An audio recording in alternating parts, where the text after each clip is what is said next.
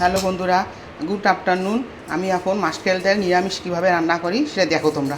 মাসকালের ডালটাকে আগে ভেজে নিচ্ছি। আগে মাসকালের ডালটা ভেজে নিয়ে কাটলেট পিস দিয়ে নিরামিষ ডাল মাসকালের ডাল রান্না করব। তোমরা দেখো কীভাবে রান্না করি।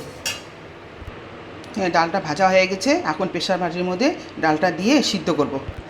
ডাল প্রেসার বাটিতে দিয়ে দিলাম, কাটলেট পিসটা প্রেসার বাটিতে দিয়ে এখন উনানে।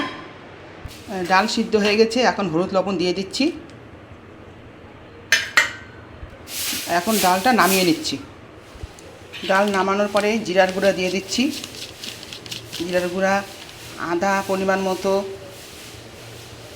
এখন সম্বাদ দেব তেজপাতা,